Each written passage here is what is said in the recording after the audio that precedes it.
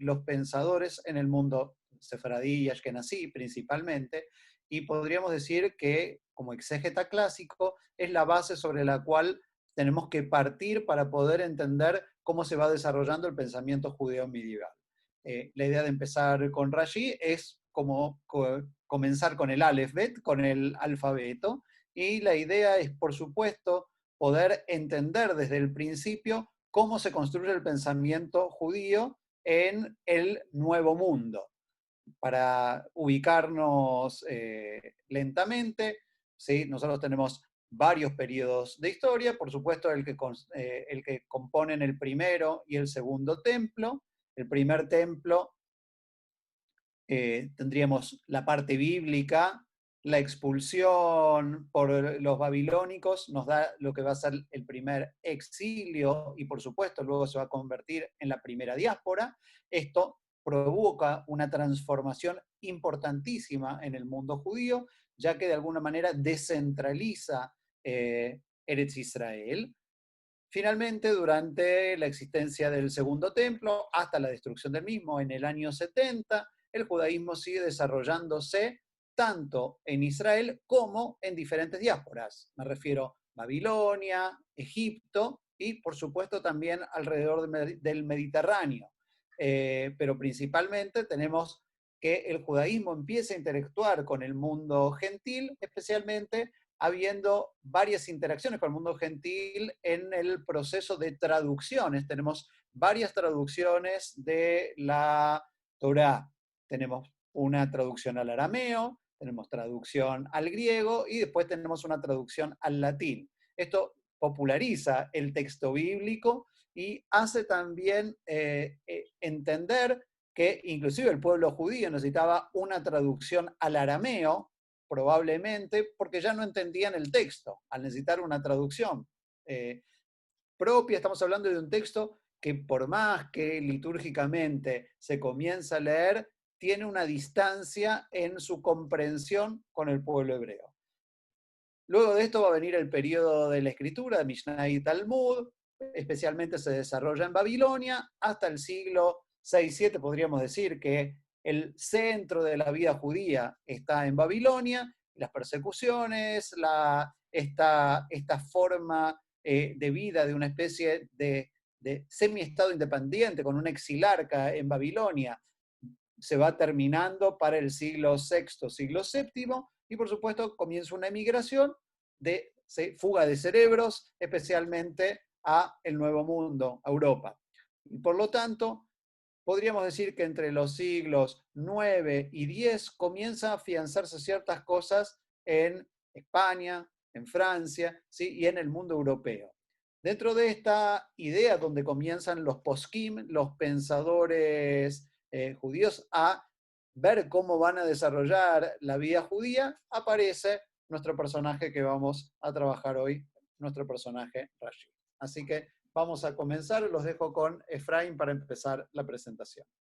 Sí, le voy a pedir a Luis si puede compartirnos para que empecemos. Bueno, vamos a hablar de Rashi. Lo primero que podemos decir es que los judíos no teníamos apellidos. La manera de nombrarnos es Rabí, el nombre hijo de, y entonces se hizo, para no tener que nombrar todo el nombre de la persona, era muy común que se usara las iniciales. En este caso, Rashi serían las iniciales de su nombre y el de su padre. Sería el nombre con el que se lo conoce, es Rabí Shlomo ben Yitzhak. Y las iniciales de Rabí Shlomo ben Yitzhak son Rashi, o sea, Rabí Shlomo, hijo de Yitzhak. Otra manera también de decirle puede ser Rabí Shlomo Yitzhaki, ¿sí? Esas serían la Reish, la Shin y la Yud que forman el nombre Rashi. Hay también, en una época una idea que luego fue desestimada por un historiador judío del siglo XIX, Leopold Zuntz, que decía que en realidad Rashi no era Rabbi Shlomo ben Yitzhak, sino Rabbi Shlomo Yarhi. Yarhi ¿Por qué? Porque la familia de Rashi venía aparentemente del sur, del sudeste de Francia, de una pequeña pueblito que se llamaba Lunel, ¿sí? Que fue un centro judío importante, hubo muchos rabinos importantes de allí, y de Lunel viene de Lun, y de Lun, luna, y en hebreo luna es Yerach, por eso algunos decían que era Rabbi Shlomo ben, y no era Rabbi Shlomo ben Yitzhak, sino Rabbi Shlomo Yarji, que venía de Yerach, de esta ciudad de Lunel, su familia. Pero luego Leopold Schultz dijo que no, que en realidad eso no sería el nombre exacto, sino que el nombre de él, por eso ahí puse Rabbi Shlomo ben Yitzhak o Yarji, el nombre correcto con el que se lo nombraba era Rabbi Shlomo ben Yitzhak. Su padre era también un gran rabino, Rabbi Yitzhak, y de hecho Rashi en alguno de sus comentarios lo menciona, dice Rabbi Yitzhak, se refiere a su papá. ¿Dónde nació Rashi? Rashi nació en Troyes, en la zona conocida como la Champaña, ¿no? Zona de la Champaña francesa, que es justamente la zona viñatera de donde vendría esa bebida conocida, que es zona de, ¿cómo se dice?, de origen de champán. De hecho, hoy en día no se le puede decir champán a algo que no viene de esa zona, sino se debe decir bebida espumante, porque la champán Sparkling tiene wine. certificación de origen. ¿Ah? Sparkling Sparkling wine, wine. exacto. Rashi nació en esa pequeña ciudad, es una ciudad que hoy en día tiene 60.000 habitantes aproximadamente, pero era una ciudad muy pequeña, en la que estamos hablando del año 1040, cuando nació Rashi. Queda a unos 140 kilómetros al sudeste de París, una zona viñatera. Después vamos a hablar que eso tiene influencia sobre la actividad, o sea, a lo que se dedicaba Rashi, que queda, es una ciudad que queda sobre el río Sena, el mismo río que cruza París, y allí nació en el año 1040 Rashi, aparentemente hijo único de un matrimonio que tuvo mucho tiempo y muchas dificultades para engendrar un hijo. Hay muchas historias y leyendas relacionadas a lo que le costó a la familia, a los padres, poder tener un hijo. Hay un relato que dice que después de muchos años que no podían tener hijos, el papá de Rashi, Rabbi Yitzhak, que se dedicaba a comercio de piedras preciosas. Entonces, en cierta oportunidad se le, más que comercio, en realidad a tallar piedras, se le encomendó tallar una piedra para un ídolo, y él se negó, y entonces después de eso su señora quedó embarazada, y entonces como premio por no practicar idolatría ni contribuir a eso, finalmente pudo tener un hijo que es este Rabbi Shlomo ben Yitzhak. Él eh, empezó estudiando con su padre, pero murió cuando él era pequeño, y entonces él siguió estudiando con los rabinos que había en su ciudad natal, y se casó muy joven, como era costumbre entre los judíos en aquella época. A los 17 años contrajo matrimonio y se fue a estudiar a Worms, ¿sí? Así que voy a pedir si podemos ir. Quédense que antes, en el anterior, decía Rabbeinu Gershom ahora Golá. Entonces ese fue la principal figura espiritual del pueblo judío y alágico del pueblo judío en el año 1000, antes que naciera Rashi. Rashi se fue a estudiar a Worms, que es una ciudad hoy en Alemania, sobre el río Rin, está a unos 60 kilómetros de Frankfurt, y allí había ya una academia de estudios rabínicos importantes, y la mayoría de los profesores allí eran rabinos que se habían formado con Rabbeinu Gershom Maor Agolá. ¿Quién era Rabbeinu Gershom Maora Golá? Era la gran figura rabínica hacia el año 1000. Él se llamaba Rabbeinu Gershom Ben Yehudá, pero era conocido como Gershom Maora Golá, que significa el iluminador de la diáspora o del exilio por su grandeza en sus conocimientos. Se dice, hay muchas normas que trajo él. Por ejemplo, para, sí, Dani, dilo. no, que uno de los ejemplos clásicos de Rabbeinu Gershom está específicamente en la famosa Takaná de la monogamia. Esta famosa Takaná, y primero hay pocas Takanot.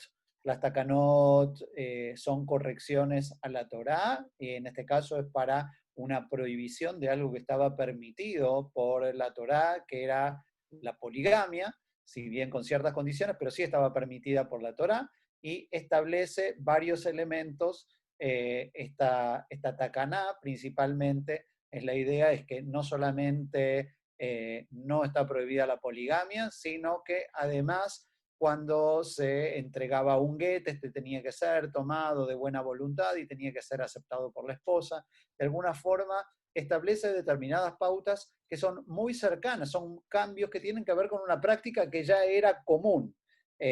Sin embargo, para entender un poquitito, esta Takaná que él hace, y en eso no era que no hicieron un Zoom con todos los rabinos de la época, una Takaná tardaría muchísimo tiempo. En este caso, su figura era tan importante que fue como una pequeña bomba, ¿sí? De onda expansiva, fue siendo aceptada por las diferentes comunidades a lo largo del tiempo. Ojo, esta Takaná se tardó 2000 años en ser, digamos, 1000 años en ser aceptada. Los últimos que terminaron aceptando fueron los judíos yemenitas, que fue la última comunidad que quedó polígama y que cuando llegaron a Eretz Israel, ya como aplicaba la Takaná, sus hijos que nacieron en Eretz Israel no se pudieron casar.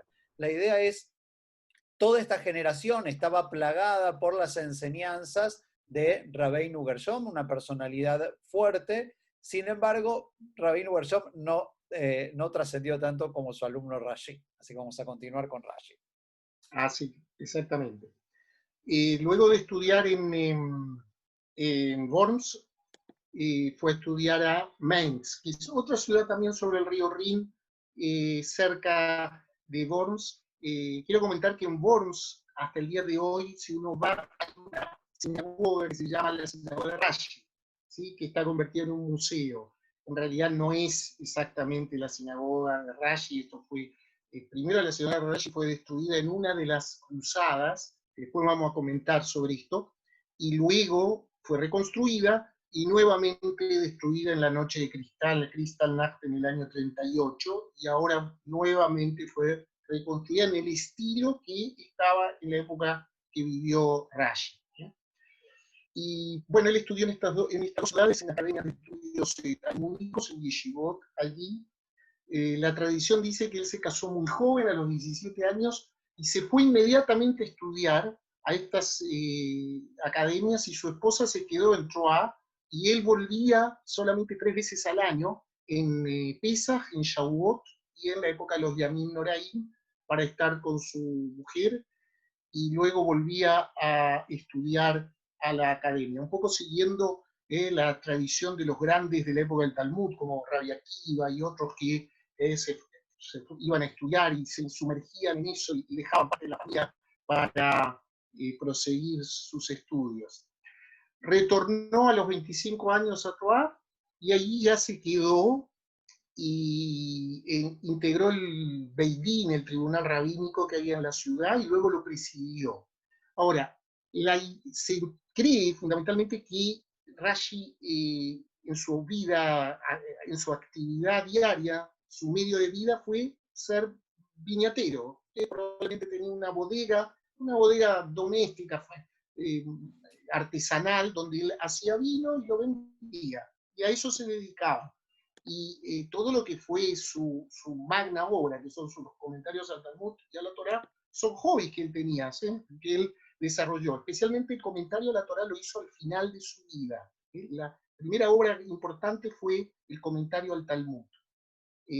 Y la verdad es que lo que hizo lo ha marcado tanto, porque en ambos textos que son fundamentales en la vida judía, la Torá y el Talmud, son decisivos comentarios de Rashi. No se puede entender el Talmud si no fuera por el comentario de Rashi.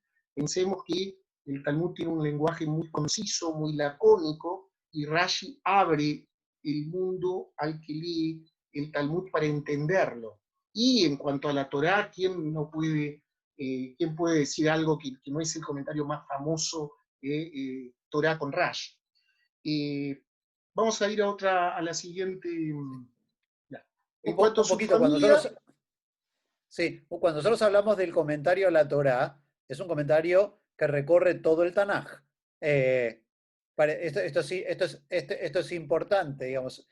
El comentario a la Torá tiene principalmente, está cruzado con una idea importante y con un estilo importante, pero él se dedica a comentar todo el Tanaj. Enseguida vamos a ver cuál es su estilo de comentario, pero la idea es que decimos el comentario a la Torá porque de ahí nos sirve principalmente para hacer una lectura y una lectura lágica tan necesaria en esa época. Pero él, entre sus comentarios está el comentario a todo el Tanaj. Si uno compra cualquier Mikraot, Gedolot, cualquier texto, la lectura principal que tenemos ahí es un Rashi.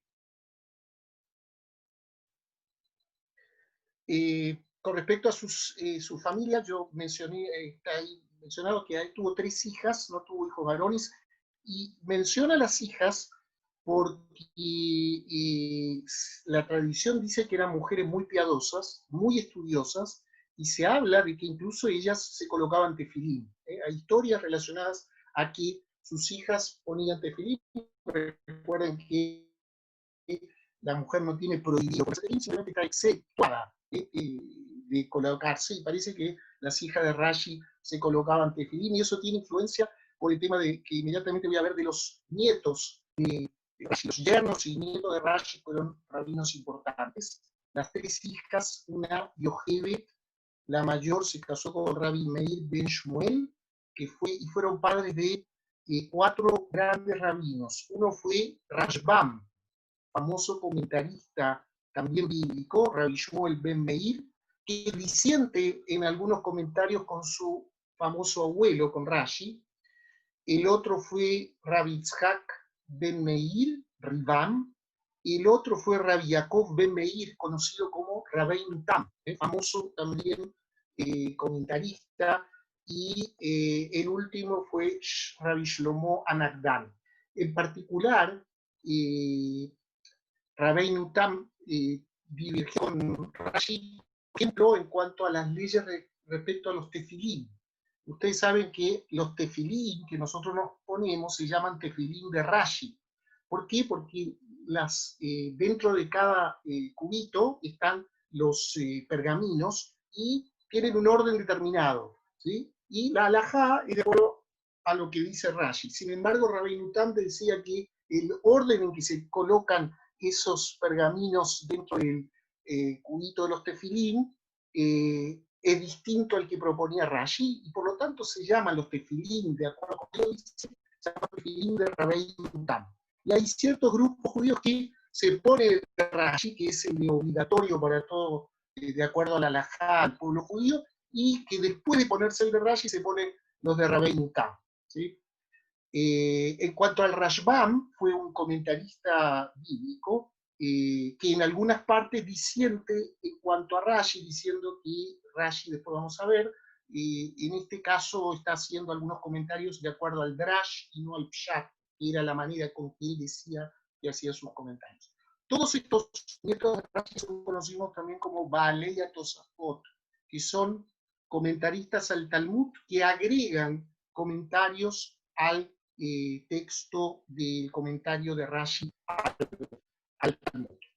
Su segunda hija, Miriam, tuvo otro gran esposo, un gran rabino, se llamó Yehuda Ben Natán, que completó el comentario del Talmud que había hecho Rashi. Vamos a seguir con otra lámina. Bueno, como yo comenté, comentario al Talmud se conoce como Kuntriskis y en realidad él estudiaba en sus estudios en las academias del Talmud, él iba haciendo pequeñas notas, entonces Kuntris sería como anotaciones de Rashi, que luego lo volcó en el texto que formó su comentario.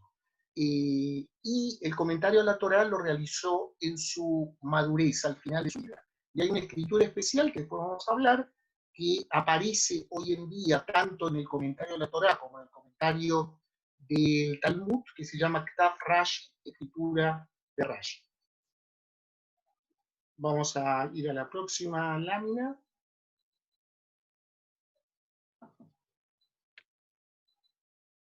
Bueno, Dani, ¿nos quieres contar un poco de la escritura de Rashi? Una de las cosas que nosotros nos encontramos aquí con el tema de la escritura, primero tenemos que entender que la escritura es algo que está en constante desarrollo. En el mundo judío, ¿sí? Si bien la misma escritura que nosotros tenemos se va desarrollando constantemente, sin embargo hay algunas pequeñas complicaciones. Tanto el hebreo, que había sido un idioma no hablado durante muchísimo tiempo, sino que había sido un lenguaje oral, tanto por supuesto como la renovación de este idioma, que esto sí se da en las escuelas sefaradíes, especialmente con la escritura de poesía, hay una renovación de la letra y por supuesto de las normas gramaticales. ¿Sí? Estableciendo en realidad el no tener una gramática hebrea, se toma una gramática prestada, ¿sí? Del mundo árabe, que es la raíz trilítera, o sea, 3 letras componen una raíz. Esto obviamente que si nosotros nos metemos en la Torá y nos metemos al desarrollo mismo que hay a lo largo de la Torá y del texto bíblico, vemos que cuando nos tocó estudiar hebreo en el colegio, nos encontramos que la mayoría de las palabras y los verbos son yotzemina klal, o sea, son que salen de la regla. ¿Por qué salen de la regla? Porque es una regla que está puesta con forceps. Era la única regla gramatical que existía y metieron el hebreo como un idioma semítico con forceps. El hebreo, las letras hebreas también tienen un desarrollo que viene desde el primer alfabeto del sumerio, que se va desarrollando hasta el alfabeto hebreo que nosotros conocemos, y por supuesto, cuando encontramos la mayoría de los escritos de la época del Segundo Templo, tampoco coincide el idioma con el idioma como tenemos escrito nosotros la Torá. ¿Qué pasa con Rashi y para qué crea su alfabeto? Principalmente hay algunas letras que tienen un marco de santidad. Hablaba recién, por ejemplo, el Rab Efraim acerca de la letra de los tefilín, ¿sí? La importancia, fíjense, todo el desarrollo que hicieron con respecto a los tefilín, cuál era el orden, cómo iba el orden de las parshiot, etc. Los que usan habitualmente tefilín se habrán dado cuenta que en los tefilín aparece dos veces la letra Shin. En un lado aparece una letra Shin con 3 patitas y en el otro ves una letra Shin con 4 patitas. ¿Sí? La letra Shin que aparece en la mezuzá, que aparece en los tefilim, ¿sí? Es una letra que denota santidad por el 3, por el valor 300, porque significa Shaddai Todopoderoso, y por lo tanto, si bien había determinados cuidados, o sea, la idea era volver a utilizar el idioma hebreo y el alfabeto hebreo para utilizarlo para temas cotidianos, para escribir poesía, para hablar del amor, para hablar de millones de cosas. Sin embargo, ¿qué dice Rashi? A ver, si yo voy a hablar de Torá y no es escribir la propia Torá, sino hablar de Torá, hay letras que tienen que ser distintas. Entonces, no nos llama la atención que una de las letras que él elige para que sea distinta es la Shin. ¿Sí? La letra Shin es una letra distinta de la letra que existía originalmente, completamente distinta. Se va a acercar levemente a lo que es la cursiva. Lo mismo tenemos con la letra Aleph, si ustedes ven en la pantallita. La primera letra es. ¿Sí? Es la primera letra que tenemos arriba. La segunda letra que tenemos es una letra Bet, ¿sí? Que parece más bien un 3, ¿sí? Pero esa es una letra Bet, también cambia la idea, la primera letra con la que empieza la Torá, ¿sí? Cambia la estructura, la letra Lamed, la letra Tzadi también tienen una diferencia, la cuarta es la letra Shin y la Taf es exactamente igual, ¿sí? Algunas las mantienen igual, pero su diseño, su dibujo es bastante más redondeado.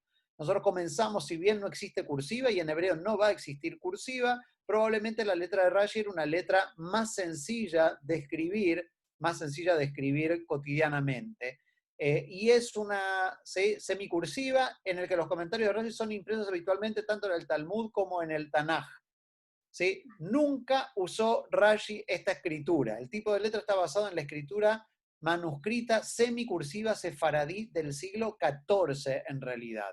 Y los tipógrafos primitivos empezaron a usar este tipo de letra para diferenciar los comentarios de Rashi del cuerpo principal del Mikraot Gedolot, como les comentaba antes, aquel texto que, además del texto de la Torá, en su alrededor, en sus costados, imagínense que esta pantalla que tenemos nosotros en el centro está puesto el...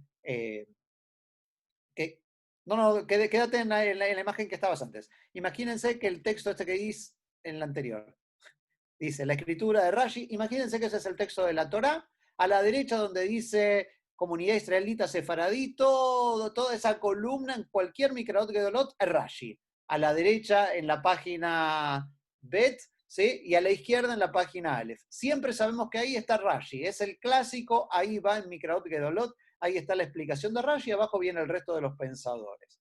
¿Sí? El tipo de letra de Rashi se usaba tradicionalmente en ladino, o sea, cuando se quería escribir en ladino, no es que escribían con las letras en español, ¿sí? Por eso hay muchos que creen que escribir en ladino es escribir en castellano con falta de ortografía, no. Se utilizaban las letras de Rashi para el ladino, entonces era, no sé, me acuerdo cuando me tenía que copiar en el colegio y escribía así yo con letras en hebreo para que los profesores no supieran lo que estaba poniendo, muchos lo deben haber hecho.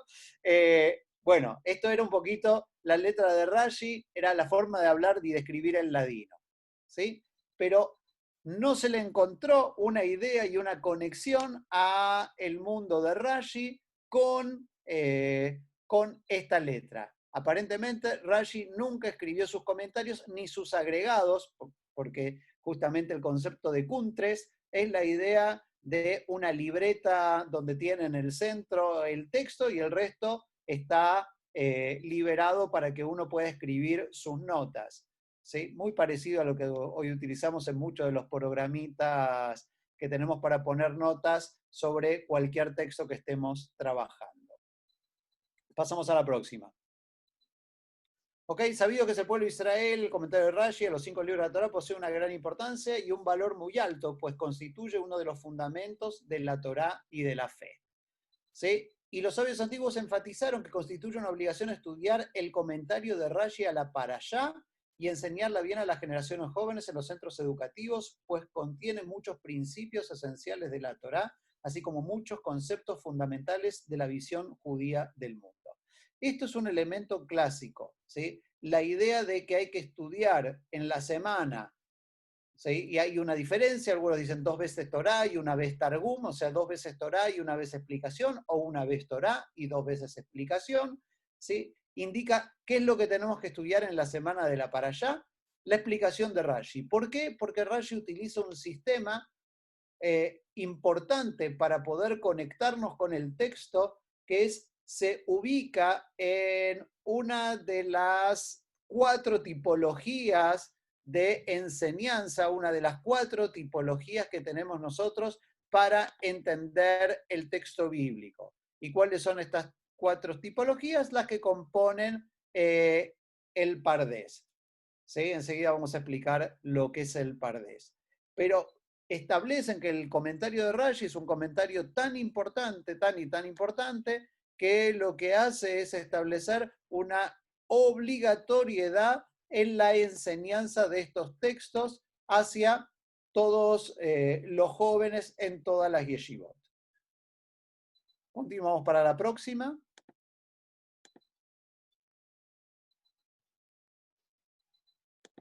Me gustaría hacer un comentario con respecto a la escritura de Rashi, que no es algo que ustedes lo pueden ver fácilmente en el Sidur que nosotros usamos en la sinagoga, el Sidur sefaradí nuestro.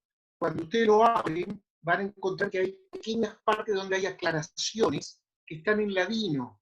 pero esos textos en ladino están hechos en escritura de Rashi, con letras hebreas Rashi, pero ladinas, ¿sí? Chiquitito, que hay que, esto se lee en tal momento, lo otro en tal parte. O sea, uno, en el Sidur que usamos todos los viernes, sábados, todos los días, el Sidur nuestro, el famoso Sidur Amarcás. En este caso, lo que dice Frame es que nuevamente se utiliza para entender que no es parte del texto, o sea, no es algo que yo tendría que rezar eso, sino que es una Claro. referencia. Entonces, quedó como una forma clásica de utilizar las referencias. Este comentario, ¿sí?, es dentro de lo posible bastante exhaustivo y completo. En él se explican todas las ideas difíciles que presenta el texto de la Torá abordadas por Rashi, desde explicaciones gramaticales hasta filosóficas.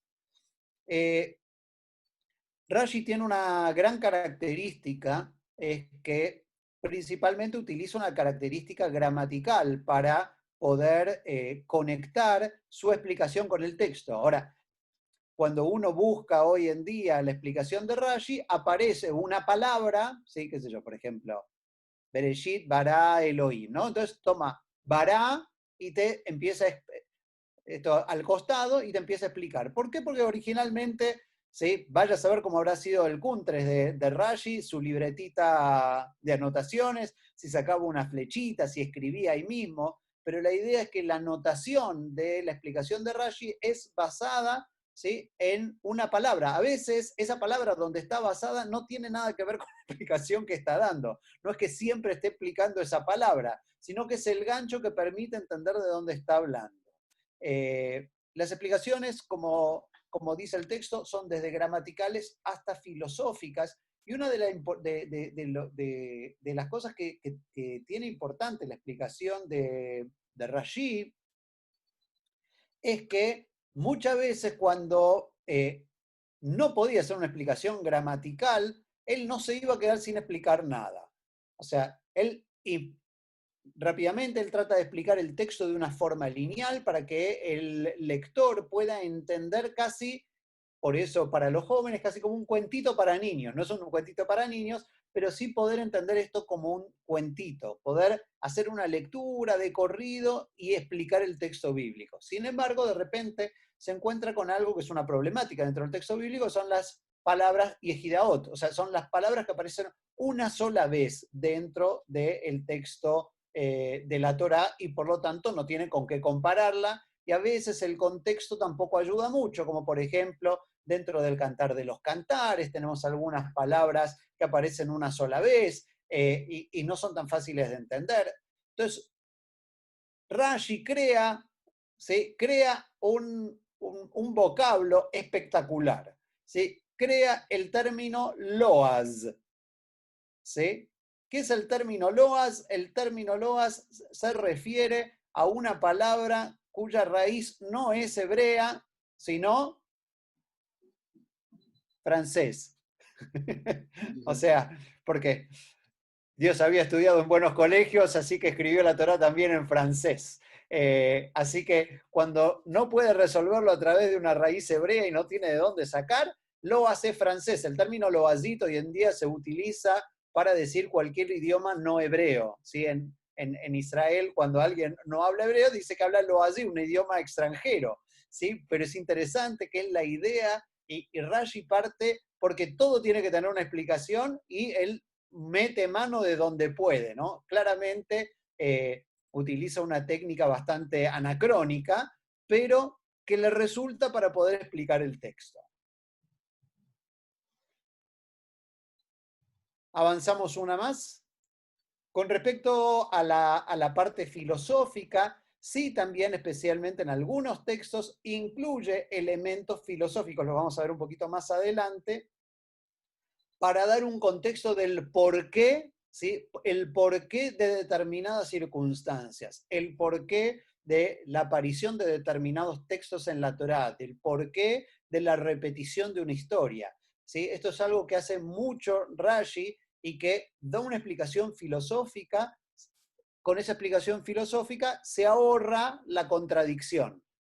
El texto, si tiene una contradicción, es analizado con una intencionalidad del texto y, por supuesto, eso en el marco de la lectura del pshat, de una lectura lineal, es no al lugar. Justamente era esta una de las discusiones de sus nietos. Y por lo tanto, él dice, no, esto está en el marco filosófico de la filosofía esencial con la cual es escrita la Torá. Ok, seguimos un poquitito más Sí. con la idea del diseño de la letra. Efra. Sí, bueno, el diseño inicial de tipos de letra para la imprenta estuvo muy influenciado por la cultura manuscrita preexistente. En el caso de la imprenta, en hebreo la tradición ashkenazí prevaleció y el tipo de letra cuadrada sirvió como referencia para los tipos de letra usados en la Biblia y para otras obras importantes.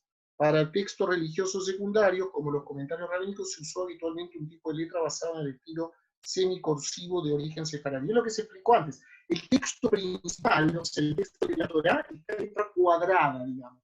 En la letra cuadrada que nosotros conocemos, que es el tipo de letra con que está escrita la Torá, y que es el tipo de letra que se usa hoy en día en hebreo, pero los comentarios que van a los costados se hizo la tradición de ponerlas en ese estilo semicursivo de origen sefaradí de la letra, y que es el que se usó, lo usaron los imprenteros, los primeros tipógrafos que aparecieron cuando apareció la imprenta.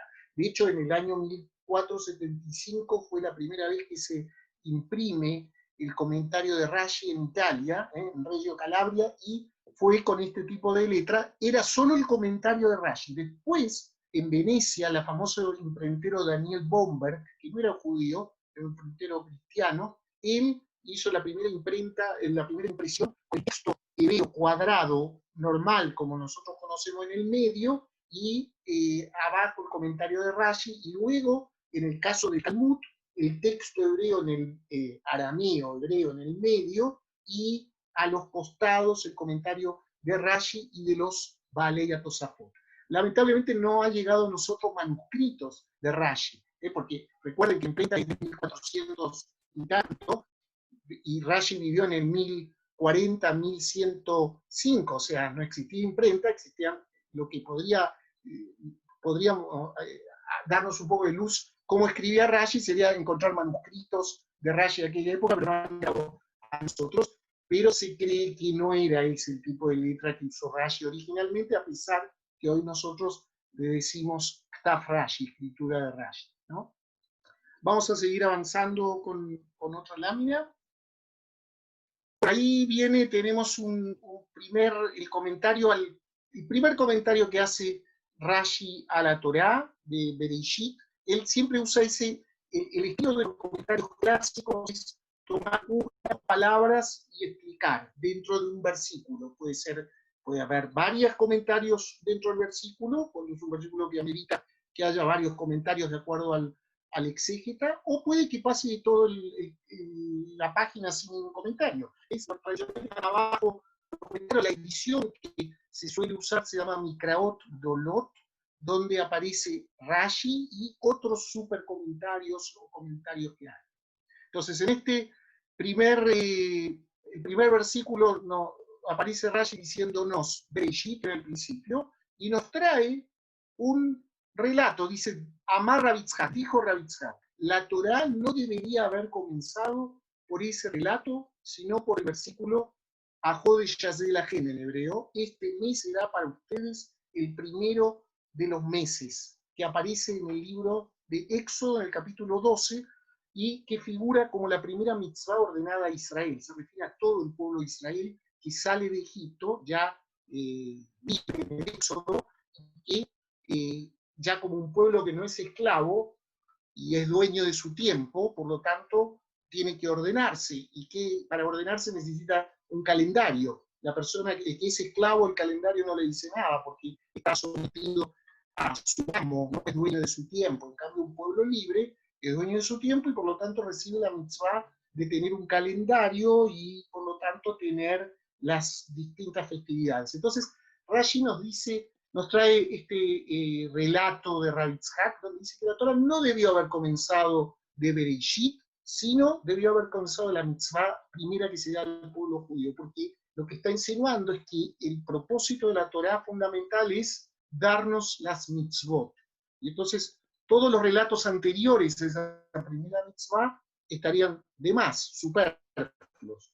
Vamos a seguir con la próxima lámina, a ver si Sí, seguimos leyendo lo un que dice poquitito antes Rashi. de, antes de pasar a la parte filosófica, que es la segunda parte de este comentario, entender que los comentarios de Rashi también son ganchos de los cuales se cuelgan el resto de los comentaristas. ¿Sí? En muchos casos a veces hasta parece redundante, pero los comentaristas no todos contaban con cómo iba a estar o que iban a tener un Rashi, entonces hacen el comentario de Rashi, por ejemplo, Nachmanides toma el comentario de Rashi y después lo sigue ampliando o se pelea con él. ¿Sí? Lo mismo todos los Baleat de Safot, pero lo vuelven a nombrar, o sea, uno como que si ya leyó Rashi lo lee como duplicado, porque es cierto, a veces viene su comentario y en pocos casos, como vamos a ver acá en Bereshit, sí tiene la explicación filosófica. Efra. Sí, sí, es cierto, el Rashi es guía para todos los otros comentaristas que vienen después, o sea, todos ya sea que lo toman a Rashi o lo toman para rebatirlo, pero es su guía, siguen el camino de Rashi. Ahora, sigue el comentario, ¿no? ¿Por qué? Entonces, él dice, no debió haber comenzado. ¿Por qué razón la Torá entonces empieza con el relato de Bereshit? Por cuanto si las naciones del mundo dicen, ustedes son asaltantes que conquistaron las tierras de los 7 pueblos de Canaán, los israelitas les podrán replicar, toda la tierra es del santo bendito sea. Él, porque el Bereshit nos relata la creación, Dios creó el mundo, y por lo tanto él la entregó a quien le pareció recto a sus ojos. Por su voluntad se la entregó a los canaanitas, y por su voluntad se la retiró para entregárnosla a nosotros, al pueblo judío. ¿Sí? Entonces vemos acá aquí y lo que está diciendo Rashi, que nunca fue a la tierra de Israel, está hablando de los derechos que tienen los judíos sobre la tierra de Israel ya en el año Ya, 1000, hacia hace más Asbará. de 1000 años, hacia Asbará, exacto. Está contestándole a los antisionistas y antisemitas, quizá. Entonces, ya en aquel momento nos está... Hay que pensar otra cosa también, que Rashi hace ese comentario, siempre los comentarios tienen que ver también con el contexto histórico en el que vivían. Él vivía en una época en donde existía el feudalismo, en donde había un rey, habían los señores feudales, los vasallos de la tierra, entonces todo el tema de quién es el dueño de la tierra, quién manda, tiene un poco que ver con esto. Dios determinó que así sea la estructura de la sociedad y así es. Y por lo tanto hay que aceptarla como es. Y en este caso, el comentario tiene que ver con la realidad que él vivía. O sea, la tierra de Israel pertenece al pueblo judío porque Dios se lo dio. Seguimos, Robin.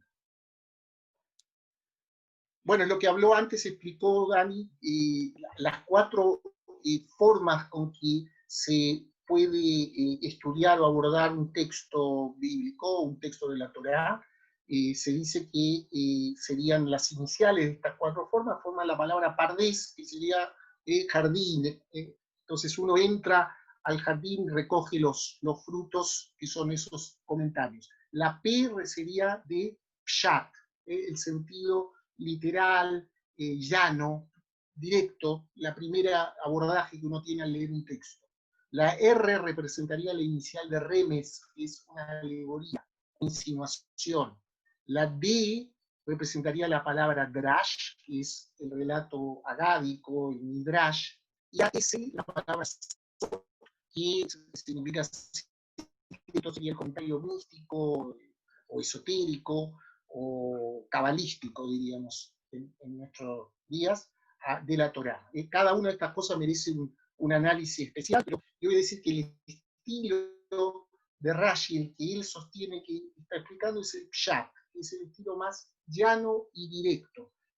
Sin embargo, todos reconocen, incluso su nieto, Rashbam, decían que en ocasiones usaba mucho drash, mucho midrashim. ¿Sí? Ahora, el estilo del pshat de Rashi tiene que ver con el hecho que el comentario de él es un comentario muy directo, muy llano, no está dirigido a filósofos o a rabinos, colegas, está dirigido a toda la gente, a todo el público. Por eso cuando hay un texto, alguna palabra que cuesta explicarla, directamente la explica en el idioma que se hablaba en el francés antiguo, que se hablaba en su zona, y por lo tanto ese es el las, o el loas, que la, y la persona que está estudiando, que va cada Shabbat a la sinagoga, y se sienta y escucha la para allá, y lo mismo que hacemos nosotros en el Kiddush que comentamos, no tiene que ser un erudito, quiere que él entienda lo que está leyendo. Entonces, su comentario es muy directo, muy llano. Lo que hace en realidad es, ¿por qué tiene que usar el drash? Eh, la, la lectura de la Torá no se puede dar en forma de corrida, porque la Torá tiene saltos y tiene algunos baches, y la única forma de llenar esos baches es con midrash. Por lo tanto, es una necesidad de la explicación del pshat, de una explicación. Si yo le quiero contar el cuentito para niños y de repente no sé cómo llego del punto A al punto C y el punto B no está contado en la Torá, lo tengo que buscar de un lado. Y de ahí toma Rashi del drash, pero no lo hace con la intención de crear midrash, sino con la intención de poder dar continuidad al relato. Creo, esta es la... por eso él sostiene, digamos, que él escribe en Pshat, que él escribe una lectura literal, porque en realidad es poder entender esto casi como una línea de tiempo, un relato de línea de tiempo que es tan difícil de encontrar porque la Torá va saltando, hace un zapping, ¿sí? En el tiempo y en los tiempos como relata, y necesita usar este recurso. Pero no es que lo crea el recurso, sino que lo utiliza para allanar el camino. Entonces, ese es el estilo como él va contando. Sin embargo, y pasamos a la próxima diapositiva, los principios del comentario bíblico de Rashi, que son el Pshat, él no explica si no hay dificultad. O sea, si no hay dificultad, o sea, si el texto te está diciendo no matarás, es no matarás, no te hace toda una explicación simple, ¿sí? No te da vueltas. Él explica solo cuando tiene que explicar. No hay explicación de la dificultad, solamente sale de ella, ¿sí? Y es muy conciso y parco. Una palabra, una explicación, ¿sí? Un comentario o la traducción en el caso que sea necesario, basta para que entiendas. No te dice ni siquiera de dónde lo sacó. Muy Bueno, conciso y parco, sí, el estilo de él, y el uso de las o las, como dijimos, de la traducción. Yo quiero decirles que una de las cosas que uno a veces tiene que descubrir es que a qué está respondiendo, por eso dice ahí que no hay explicación de la dificultad. A veces hay que entender cuál es la dificultad, porque uno lee el comentario de Rashi y dice, ¿por qué pone esto? Normalmente él no escribe si no ve que hay algo que debería generar alguna duda al lector, ¿sí? Me acuerdo yo, estando en Israel, tuve un curso con una famosa profesora ya fallecida, se llamaba Nehama Leibovich, Nehama famosa Leibovich. profesora de Torah, de Tanaj, Nehama Leibovich, sí. sí, famosa, y ella se especializaba en estos comentarios, en el estudio de los comentarios de Rashi, todos los comentaristas clásicos. Y ella siempre en sus videonotes, en sus textos, en sus eh, comentarios que hacía o preguntas que hacía, ponía, Rashi dice esto, ¿cuál es la dificultad que encuentra Rashi? Entonces uno tenía que de repente machacarse la cabeza para ver cuál es el problema que a lo mejor uno no se daba cuenta a primera vista que está contestando Rashi, porque Rashi no le dice al lector, acá hay un problema, pasa esto y yo creo que es así. No, él directamente va a la respuesta, sin aclarar cuál es la dificultad. Eh, justamente lo que está diciendo Efraim es que como hay que tener en cuenta el estilo, porque hay cosas que uno las pasaría por desapercibido, pero dice, si Rashi la comenta, es porque algo raro, digamos, acá hay una trampa, ¿no? Entonces, es como para descubrir dónde está la trampa, es como si te hubieran marcado el camino, digamos, el camino donde hay dificultad, entonces, donde él puso la marquita es porque ahí te tenés que detener. Y esa es la importancia de Rashi. ¿sí? Y un poquitito antes de pasar a la última, ¿sí? Hablamos mucho principalmente de su interpretación de la Torá. El Talmud, cuando uno estudia Talmud, no lo puede estudiar sin Rashi. O sea, No, imposible. es imposible estudiar el Talmud sin Rashi. O sea, la obra que hizo él, uno, para estudiar todo el Talmud se tarda siglos y profundizar. Él lo hizo de hobby, ¿sí? Mientras estaba esperando que maduren las uvas, a lo mejor. Pero la idea es que la obra que hizo es una obra monumental y obviamente de una ayuda impresionante y muy probablemente no contaba con computador para tener y para buscar las referencias. El marco de referencias que él utiliza y que crea y la relación entre los textos es impresionante. Y muchas veces hace elementos que tienen un marco de conciencia y que explican, y especialmente en el Talmud, explica las cosas en una filosofía muy simple. Por supuesto, él está parado en el mundo medieval y hace una lectura filosófica de textos que están en el Talmud, creando conceptos bastante novedosos, ¿no? Entonces, esa es una también característica de Rashi que nos permite entender principalmente el texto talmúdico, que es bastante más complejo. Yo quería comentarles que el famoso Rebbe de Lubavitch, ya fallecido, él tenía sus encuentros casi los sábados en la tarde, y él hacía allí unos discursos relacionados a la Parashá, y durante los últimos 30 años él se dedicó justamente a tomar los distintos comentarios de cada Parashá de Rashi y trataba de explicar que en realidad no es un drash, sino es un pshat lo que hace. Cosas que parecían drash, que en realidad eran, lo que explicó antes Dani, que en realidad eran maneras de abordar el pshat, que a veces pshat me refiero al sentido literal, y que parecían que eran relatos desconectados, pero sin embargo tenían una conexión. Y hay como 30 tomos que se atribuyen del Rebbe de Lubavitch sobre ese tema, a partir de todos los sábados de sus comentarios, los sábados en la tarde. Sí, pasamos a Bueno, la última. sí. Él no, a ver, ahí dice 1096 primera cruzada. Hay que pensar que en el año 1095 hay un papa llamado Urbano II. Él convocó a un concilio en Clermont para ayudar a los bizantinos que habían pedido su ayuda y, contra los turcos. Y los turcos en aquel momento, musulmanes, dominaban la zona de la tierra de Israel. Y entonces él pidió a los nobles franceses que su sueño era que liberaran el Santo Sepulcro y los lugares santos para los cristianos, Jerusalén, de las manos de los infieles, que eran los musulmanes. Y entonces se organizó la primera cruzada.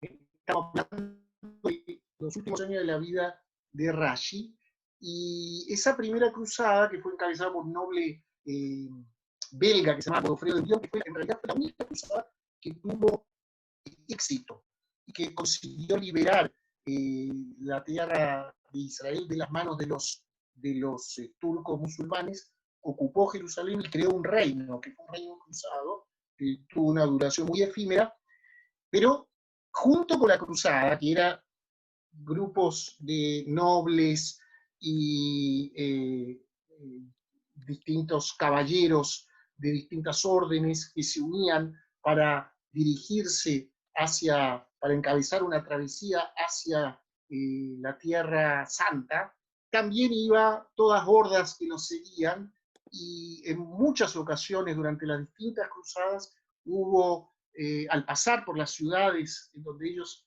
se dirigían en su travesía, provocaron terribles pogroms y ataques a los judíos. Y en la zona donde vivía Rashi pasó algo similar. Él se salvó, él no murió en la cruzada, pero sí fue testigo de muchos martirologios de judíos a manos de estas hordas que seguían a las cruzadas.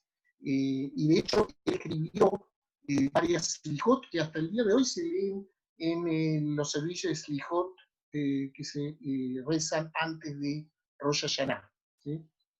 O durante el periodo de Elul y Rosh Hashanah y Yom Kippur. Y bueno, en ese contexto él vivió los últimos años de su vida, un periodo bastante complicado y difícil para la judería en Europa y en particular en esa zona donde él vivía.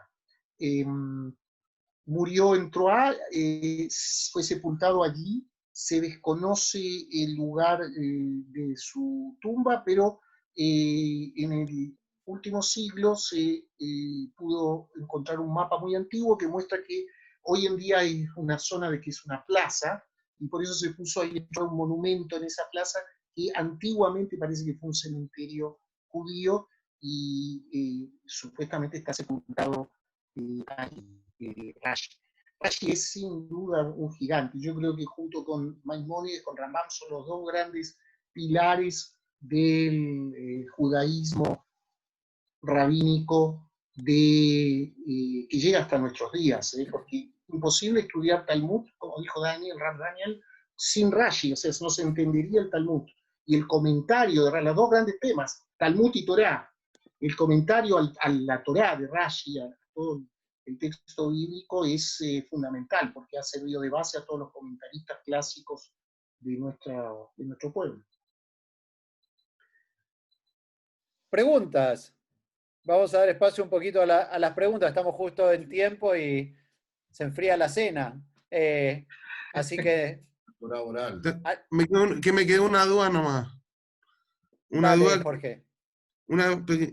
que dijo el Rav Efraim que las mujeres las hijas de Rashi se ponían tefilín. Hay una tradición que dice que sí, que ellas se ponían tefilín. ¿Y era permitido en ese tiempo hacer eso? Ponerse Bueno, tefilín.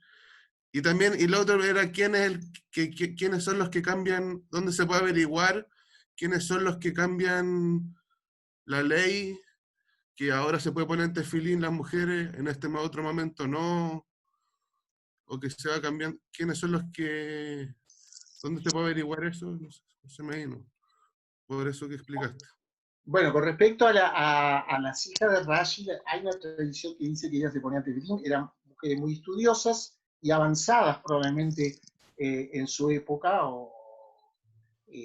ellas sabían cuáles eran las normas, y eso no quiere decir que se haya popularizado esa práctica entre las demás mujeres, y eso no se hizo, no se extendió en la tradición judía, pero hay tradiciones que dicen que ellas lo hacían, y evidentemente eran mujeres con formación, porque hijas de Rashi y esposas de rabinos prominentes de aquellos tiempos. En cuanto a lo que hace pregunta de quién permite o no permite, mire, dentro del movimiento, de los movimientos más liberales, el movimiento conservador, hay distintas teshuvot, literatura responsa, que dan la opción a mujeres a cumplir mitzvot de acuerdo a si ellas quieren o no quieren hacerlo y de acuerdo a las tradiciones y costumbres de y decisiones de cada comunidad en particular. Gracias. Javier, no sé si quieres preguntar, pero está sin sonido. Yo quería hacer una pregunta, Raf. Sí, Habla Moishe Shefki. Moishe. Sí, Moishe, ¿cómo Sí. estás?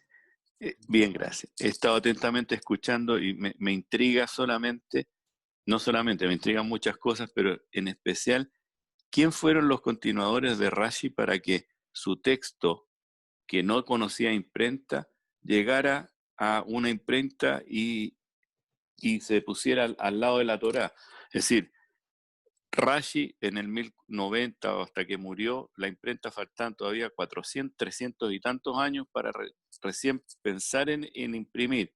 Todo era escrito a mano. Entonces, ¿quién fue o quiénes fueron los que cuidaron ese texto y consideraron que era importante lo que él estaba escribiendo? Porque él no lo vio, él no lo pensó tampoco para eso. ¿Cómo se desarrolla la popularidad de Rashi? A ver, principalmente el ser prolífico en generaciones, ¿sí? Tanto de los maridos de sus hijas como sus nietos, que fueron grandes rabinos, y Gdolei Ador, digamos, Baleia Tosafot, como yo explicaba. El hecho, hoy, claro, hoy uno encuentra redundante que el texto de Rashi esté nombrado, ¿sí? Aparece el Rashi, aparece lo que dice Rashi y después lo que dice el otro Rab. Hoy uno lo encuentra redundante, pero originalmente tomaron los dichos de Rashi y siguieron escribiendo. Y necesitaban escribir los dichos de Rashi porque a lo mejor no contaban con el texto original que tuviera lo que había dicho Rashi. O sea, Rabbeinu Tam, cuando discute sobre el orden de las parashot que van dentro de los tefilim, también se opone a Rashi y tiene que citarlo a Rashi. Entonces, claramente pasa a ser un elemento de citas. Sí, a ver, Rashi no era un alajista, interesante, digamos, Rashi se dedica a hacer comentario, pero su comentario es tan plano, tan básico, que muy probablemente eso fue lo que lo popularizó. Mientras que el mundo de los poskim todavía estaba discutiendo a ver cuáles eran las 613 mitzvot, que no se ponían de acuerdo. Sí, no se ponían de acuerdo. O sea, todo el mundo sabía que había 613 mitzvot, pero los poskim no se ponían ni siquiera de acuerdo cuáles eran. No había mitzvah 1, 2, 3 hasta llegar a las 613. Entonces, Rashi no era lajista, pero Rashi lo que permitía era poder leer el texto de forma plana. Lo que lo popularizó es justamente la idea de que se volvieron textos de estudio. Y entonces el poder considerar el concepto Targum como la explicación de Rashi, eso hizo que se popularizara la idea de estudiar Torah con Targum.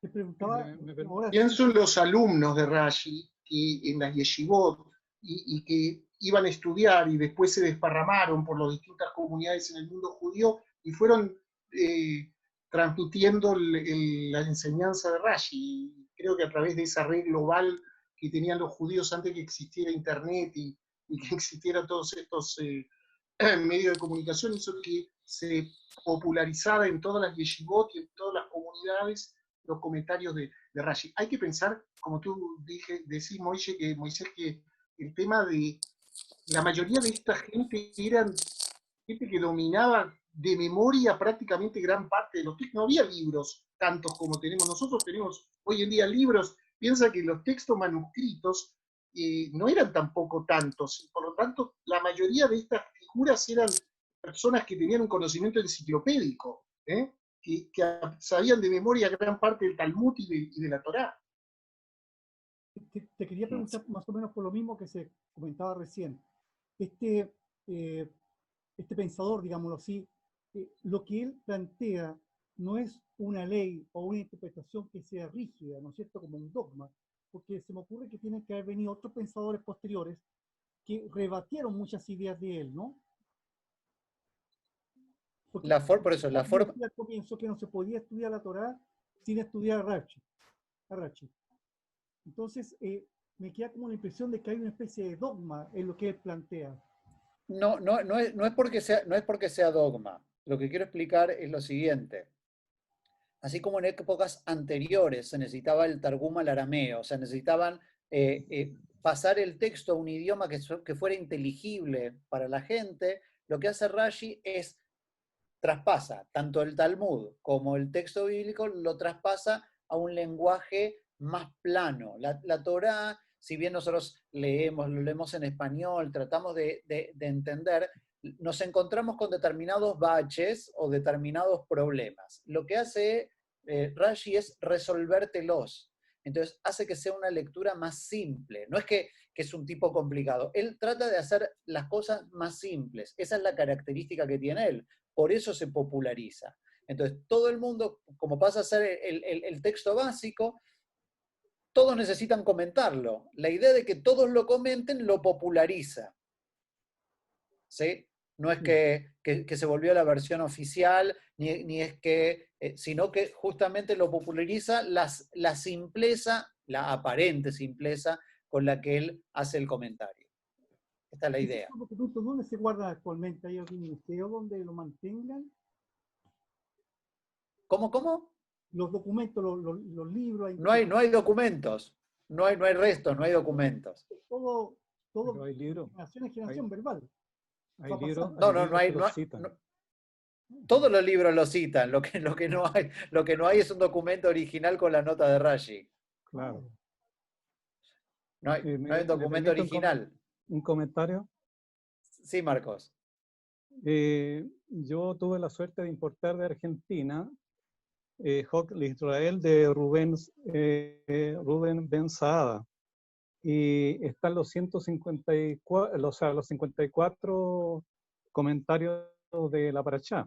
Esta edición de Rubén Ben Saada, por ejemplo, aquí yo tengo en mis manos el que corresponde a la Parashá Jucat.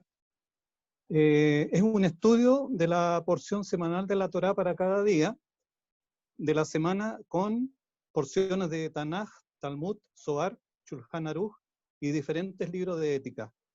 Esto fue recopilado por el Rab Yosef Yagim y Azulay Ajida.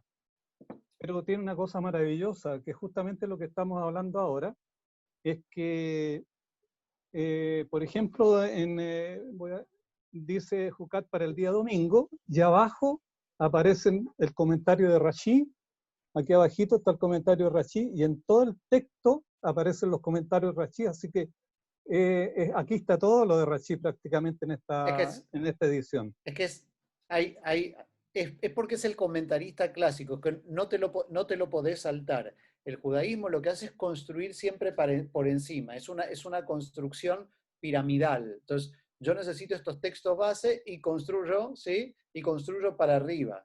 No es que no pueda refutar a Rashi, no es que los otros jajamín medievales no lo refutaran, porque dicen, mira, yo no pienso como él, ¿sí? Pero sin embargo, como no tiene, especialmente no trabaja sobre temas halágicos, no tiene tantas discusiones como tienen otros pensadores medievales que vamos a ver en las próximas clases. Así que empezamos con uno simple y sin controversia, ¿sí? Salvo la controversia con el nieto, pero bueno, siempre hay problemas en la familia. Es un personaje sin controversia, ¿sí? Antes Martín hacía un comentario abajo sobre el tema donde sí él es muy consciente y refuerza determinados textos frente al contexto cultural que le toca vivir, ¿sí? Y por eso resalta la figura de Isaac, que es sumamente importante. Pero lo que nosotros tenemos que entender es que es un personaje que no tiene mayor controversia porque se dedica a buscar el pshat, ¿sí? Se dedica a buscar el texto en forma más simple. Y como les explico, eso es una tarea titánica. Explicar la Torá para niños es una tarea titánica, más difícil, más fácil explicarle para eruditos que explicarle para niños. Entonces él trata de explicarla para niños, y esa es su gran obra y ese es su gran legado, ¿no? Y por eso nosotros también está ahí toda su sabiduría. Los invito para la próxima clase que vamos a tener. En 3 semanitas vamos a tener un próximo pensador sefaradí, así que estén atentos que ya vamos a ir juntándonos. Los que quieran seguir acompañándonos en actividades comunitarias, tenemos muchísimas. Mañana a la noche, 19:30, tenemos en nuestro ciclo de entrevistas, de entrevistas del mundo de nuestra comunidad. Vamos a hablar sobre las pasiones, ¿sí? Y en este caso vamos a tener una entrevista a Marcos Kaplum sobre una gran pasión generalizada que es el fútbol, así que no se pierdan mañana los que nos quieran acompañar, 7, 19:30 horas, y por supuesto, bueno, los esperamos en los cursos y en las tefilot. Así que, buenas noches. Y un saludo de feliz cumpleaños a Juanita Durán, que Eso quería decir. Ah, está por ahí, no la vi. Y anda por acá. Ahí la Juanita, feliz cumpleaños, Juanita. Feliz cumpleaños, Juanita. Feliz cumpleaños, Juanita. Sí, buenas noches. Más alto. Más alto. Feliz cumpleaños, Juanita. Un saludo a todos y especialmente a Marquitos, que no lo veo hace como 50 años. Estamos más viejos y más canosos, Marquitos. Bueno. Un beso grande para todos. Saludos, Chao, gracias. chao, Gracias. Gracias.